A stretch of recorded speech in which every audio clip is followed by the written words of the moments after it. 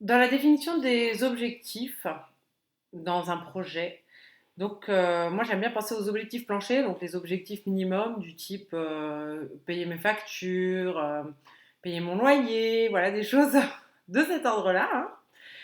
Et après les objectifs idéaux, mais peut-être pas en allant dans la démesure, etc., dans quelque chose qu'on ressent, qu'on pourrait avoir, parce que voilà. Et donc ça c'est toujours se fier à ses émotions.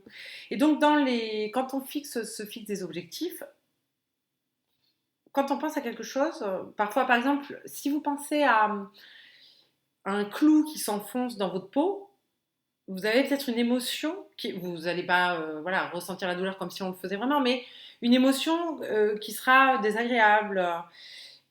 Alors que si vous pensez à un oreiller tout doux et tout moelleux, vous allez poser délicatement votre tête, ça vous fait un autre ressenti.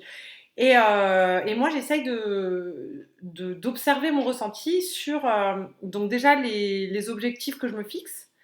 Parce qu'au fond, je me suis rendu compte que quand c'était réaliste, déjà d'une part, ou qu'on y croyait ou qu'on n'y croyait pas, parce que des fois, en fait, on n'a pas confiance en soi, mais on le sait de ce dont on est capable, en fait. Et je pense qu'on a une sorte d'instinct par rapport à ça et qu'il faut juste apprendre à l'écouter. Et ça, des fois, on n'entend rien, mais à force, voilà, c'est comme à force de mettre son oreille collée contre une porte, on va entendre les voix qui se dégagent de la porte. Voilà, je pense. Donc voilà, la pratique a toujours la même chose. Et donc voilà, donc c'est un peu le côté d'écouter son ressenti et de lui faire confiance et de savoir d'où il vient parce que parfois on peut voilà, avoir un ressenti négatif par rapport à un but qu'on s'est fixé, mais ça ne sera pas parce qu'en fait on ne peut pas le faire. Ça peut être parfois parce qu'on nous a tellement asséné dans notre enfance qu'on était incapable de faire quoi que ce soit que à ce moment-là on va le ressentir de telle façon. Mais ça, il faut être capable aussi de le déceler. Et ça c'est toujours pareil dans l'observation intérieure. C'est comme quelqu'un qui va observer le ciel avant d'aller je sais pas, de partir en mer ou d'aller chasser ou un agriculteur qui va regarder par rapport à ses plantes ou les activités qu'il va faire, ben nous c'est un peu pareil. Ce qu'on demande c'est de regarder en fait d'apprendre à observer ces changements de temps, de climat, je sais pas comment exprimer ça, intérieur, et comment en fait ils s'adaptent à notre volonté. Voilà. Et donc, du coup, ça, c'est aussi très important quand on fait un choix et donc on s'engage dans une voie. Donc, soit ça peut être un travail ou dans des études, dans une certaine voie, ou même dans un couple hein, aussi. Hein, voilà. Et puis qu'à un moment donné, on a une petite voix intérieure qui nous dit non, non, ça va pas, c'est pas ça. Donc là, voilà, il peut y avoir des fois tout pareil. Hein, ça peut être juste parce qu'aujourd'hui c'est dur ou j'ai mal dormi la veille, etc. Mais après, parfois, ça peut être beaucoup plus profond.